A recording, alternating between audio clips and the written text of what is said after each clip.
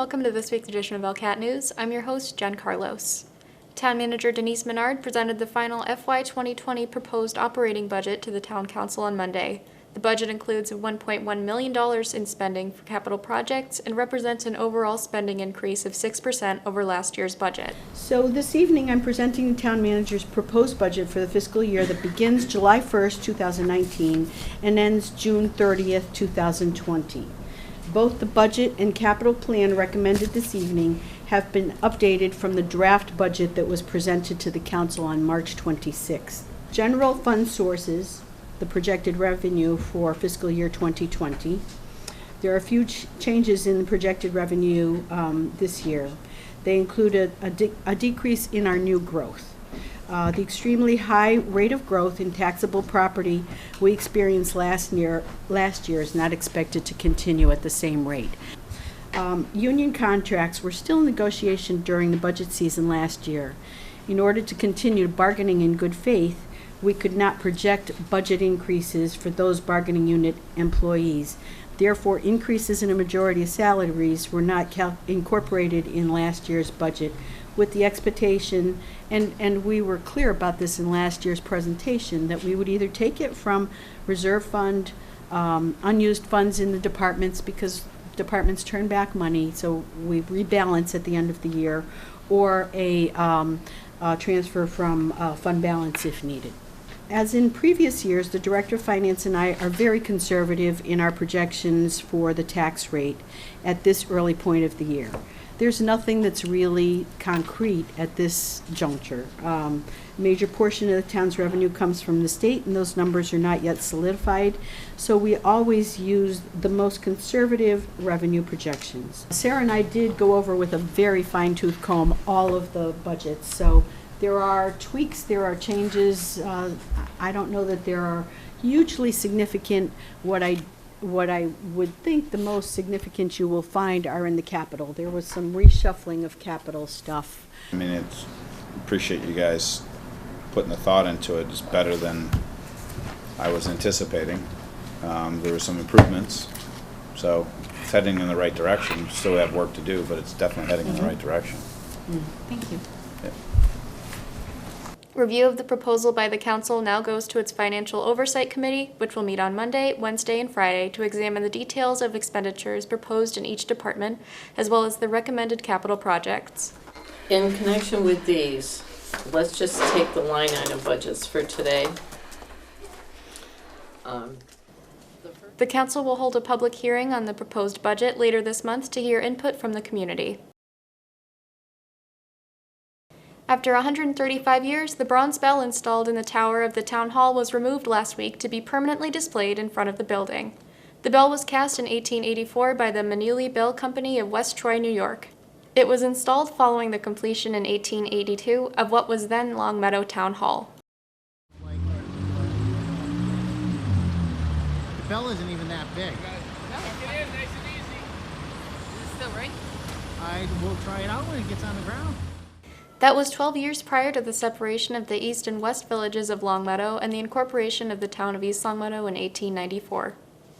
The bell itself is in fine condition, but the wheel, headstock, and mounts inside the tower were beyond repair. Workers from Arment Construction used a crane to remove the bell and lower it to the ground. It was then transported to the DPW yard, where it would be fitted out for eventual display in front of Town Hall. 23 or something. I think.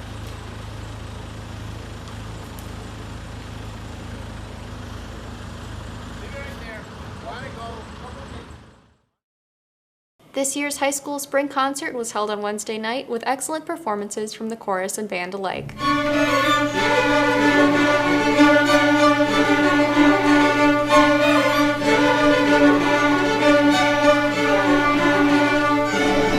Maybe you can drive my car, and maybe I love you. Beep, beep, beep, beep, yeah. Beep, beep, beep, beep, yeah.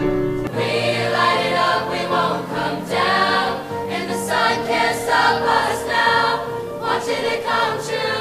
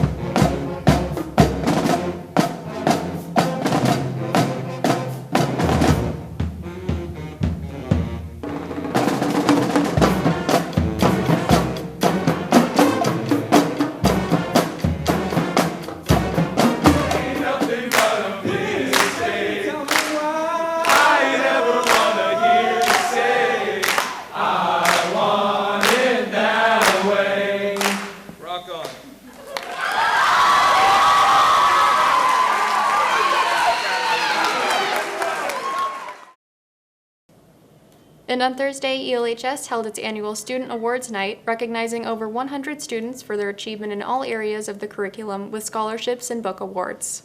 The award is given to a student who was a school council, school committee representative, and has displayed leadership skills and a commitment to the high school. This year, our recipient is Jake S. Brady.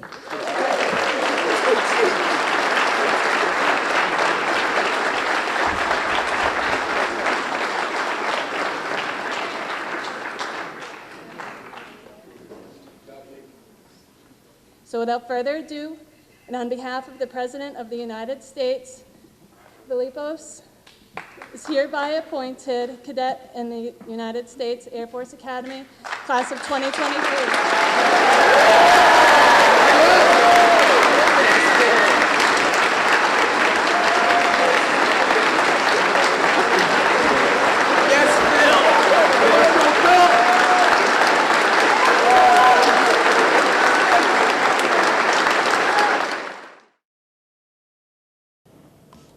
A reminder that this year's townwide tag sale is next Saturday, May 11th, from 11 a.m. to 3 p.m. at the Senior Center. You can still purchase a 10x20 plot to sell your household items. Visit elrec.recdesk.com to register. Also on May 11th, join the rec department on a bus trip to historic Fenway Park to see the Red Sox versus the Seattle Mariners for a 1 o'clock game. Take a relaxed trip to Boston, get dropped off at the stadium, and have time to walk Yawkey Way before the first pitch. For more information, visit the EL Rec Department Facebook page. The Lions Club is hosting its annual pancake breakfast on Saturday, May 11th from 8 a.m. to 11 a.m. in the high school cafeteria. Tickets can be purchased from a Lions Club member or at the door and are $5 for adults, $3 for children 12 and under. Proceeds from the breakfast are used to support the Lions community projects in East Longmeadow.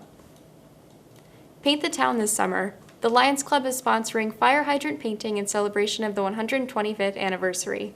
East Longmeadow residents of all ages are encouraged to show off their artistic abilities by painting a fire hydrant. Registration is open until May 17th. This year's first Mayberry Car Show is on May 8th from 4 p.m. till dusk to benefit the East Longmeadow 125th Anniversary Committee. Stop by for raffles, food, live performances, and more.